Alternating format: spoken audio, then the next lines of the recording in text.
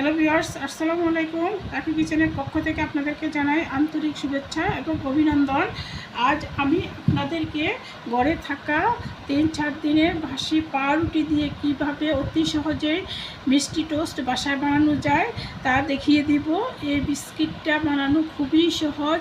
আগে আমরা শুধু জানতাম পাউরুটি দিয়ে ব্রেড ক্রাম্ব করা যায়, বাসি টোস্ট আর কিছু করা যায় না, বাসি বিস্কিট দিয়ে আর কিছু করা যায় না। এখন থেকে জেনে নিন বাসি পাউরুটি দিয়েও আপনার সুন্দরভাবে বাসায় অতি সহজেই আপনার মিষ্টি টোস্ট বিস্কুট বানানো যায়। এই মিষ্টি টোস্ট বিস্কুটটা বিকালে চায়ের সাথে জমে যায় আড্ডায়। এখন আপনারা বাচ্চাদের অনেক পছন্দের খাবার এই খাবারটা, এবং বাসায় যদি বানিয়ে রাখেন এটা সহজে 1 থেকে 1.5 মাস পর্যন্ত সংরক্ষণ করে খেতে পারবেন। আশা করি ভিডিওটা আপনাদের সবার কাছে ভালো লাগবে, তাই আমি আজকে আপনাদের সাথে ভিডিওটা শেয়ার করব। এখানে আমি বাসি পাউরুটি নিয়েছি। এই পাউরুটিটা আমার বাসা আজকে 3 দিন থেকে ফ্রিজে পড়ে আছে। এখন থেকে বাসি পাউরুটি আর ফেলে দেওয়ার মতো না। এই বাসি পাউরুটি থাকলে আপনারা বাসায় জানেন যে ব্রেড ক্রাম্ব করা যায়, কিন্তু আপনার এই বাসি পাউরুটি দিয়ে আপনি মিষ্টি টোস্ট বিস্কিট বানাতে পারেন। এই মিষ্টি টোস্ট বিস্কিট বানাতে কী লাগবে আমি আপনাদেরকে দেখিয়ে দিচ্ছি। দেখেন বন্ধুরা, মিষ্টি পাউরুটি টোস্ট বানাইতে আপনার এখানে লাগবে পাউরুটি, আর লাগবে রান্না করার রেগুলার সয়াবিন তেল, আর লাগবে আপনার চিনি, আইসিং সুগার, বা আপনাকে চিনিটাকে গুঁড়া করে নিতে পারেন। এখানে আমি চিনিটাকে গুঁড়া করে নিয়েছি।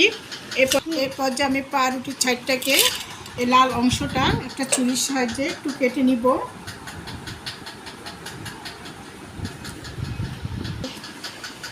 দেখেন বন্ধুরা, এখানে আমি সাইডটাকে কেটে পাউরুটিটাকে আপনার টোস্ট বিস্কিট যে সাইজের হয় এই সাইজের করে নিয়েছি।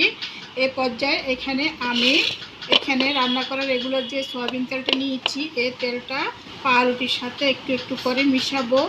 এটা একবারে পাউরুটির গায়ে ঢেলে দিতে যাবেন না, কিন্তু একবারে ঢেলে দিলে দেখা যাবে পাউরুটিটা আপনার যেই পাউরুটি বেশি পড়েছে ওই পাউরুটিটা আপনার নরম হয়ে যাবে। এটাকে এইভাবে হাতে নিয়ে একটু একটু করে পাউরুটি গায়ে লাগাতে হবে। নরম হাতে কাজটা করতে হবে।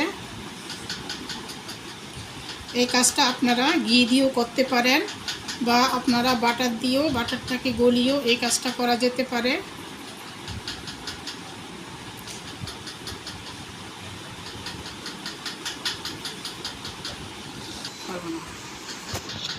যে দেখেন বন্ধুরা, এভাবে আমি আস্তে আস্তে সবগুলো পাউরুটির গায়ে তেলটাকে ভালো করে লাগিয়ে নিব।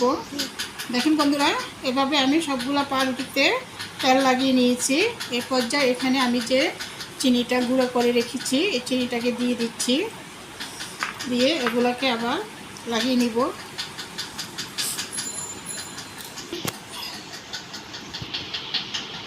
দেখেন বন্ধুরা, আমি সবগুলো পাউরুটির মধ্যে তেল এবং চিনি ভালো করে লেগিয়ে নিয়েছি। এই যে দেখছেন বন্ধুরা, এই পর্যায়ে আমি এটা চুলাতে আপনাদেরকে বেক করে দেখাবো, তাই এইখানে স্টিলের থালিটা নিয়েছি। স্টিলের থালিতে আমি সামান্য করে একটু তেল লাগিয়ে দিব।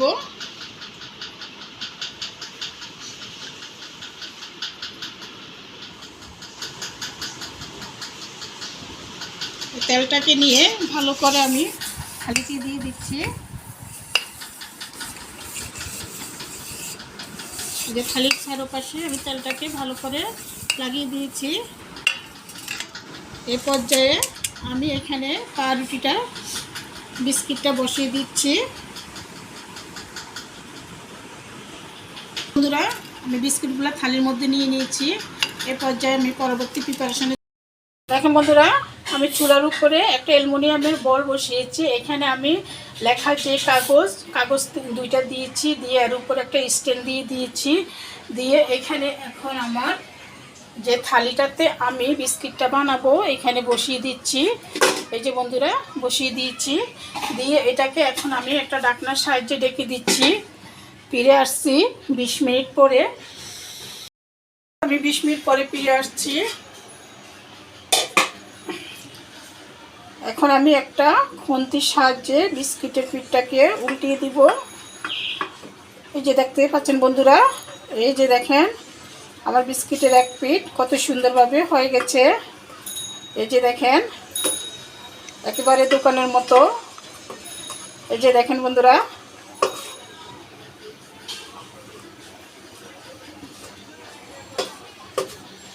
এই যে দেখতে পাচ্ছেন বন্ধুরা কতটা সুন্দরভাবে হয়েছে।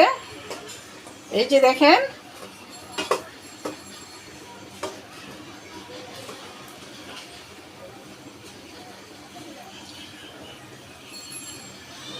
বোঝা যায় না এটা আমি চুলাতে বেক করছি। এই যে একবারে ওভেনের মতো হয়েছে।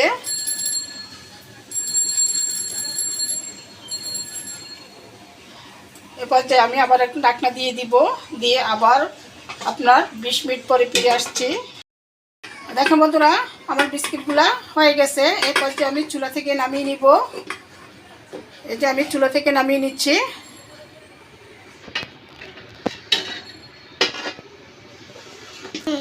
সবগুলো দেখেন বন্ধুরা, আমার বাকি বিস্কিটগুলো আমি এভাবে চুলাতে বেক করে নিব। এই যে দেখেন বন্ধুরা, আমি বিস্কিটগুলো দিয়ে দিচ্ছি অলরেডি চুলাতে। বাকি বিস্কিটগুলো হওয়ার পরে আমি আপনাদেরকে দেখাচ্ছি বিস্কিটগুলো কতটা সুন্দর এবং কীভাবে মচমচে হয়েছে 40 মিনিট পরে। কারণ আপনার 2 পিঠ হইতে বিস্কিটগুলো সময় লাগে 40 মিনিট। একসাথে নামিয়ে আপনাদেরকে দেখাবো বিস্কিটগুলো আমার কতটা সুন্দর হয়েছে। হ্যাঁ বন্ধুরা, আমি সবগুলো বিস্কিট বানানো হয়ে গেছে। এ পর্যায়ে এই যে দেখেন আমার বিস্কিটটা কতটা মুচমুচে হয়েছে। এই যে আপনাদেরকে ভেঙে দেখাচ্ছি, এটা ভাঙলেই বোঝা যায় বিস্কিটটা অনেকটা সুন্দর হয়েছে, একেবারে বেকারির মতো হয়েছে। আপনারা যে কোনোভাবে চুলাতে বিস্কিটটা আপনার কুক করতে পারেন এবং ওভেন লাগে না, অতি সহজে চুলার মধ্যে আমি বেক করে নিয়েছি।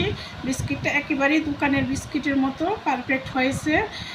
অতি সহজে যে বাসায় থাকা পাউরুটি দিয়ে এত সুন্দর করে বিস্কুট বানানো যায়, আপনারা যদি না বানান তাহলে বুঝতে পারবেন না। আশা করি ভিডিওটা আপনাদের সবার কাছে ভালো লাগবে। যদি ভালো লেগে থাকে তাহলে অবশ্যই লাইক, শেয়ার, কমেন্ট করবেন এবং প্লিজ প্লিজ প্লিজ আমার চ্যানেলটাকে সাবস্ক্রাইব করুন। আসসালামু আলাইকুম। আপনারা সবাই ভালো থাকবেন, সুস্থ থাকবেন। এই বলে বিদায় নিলাম।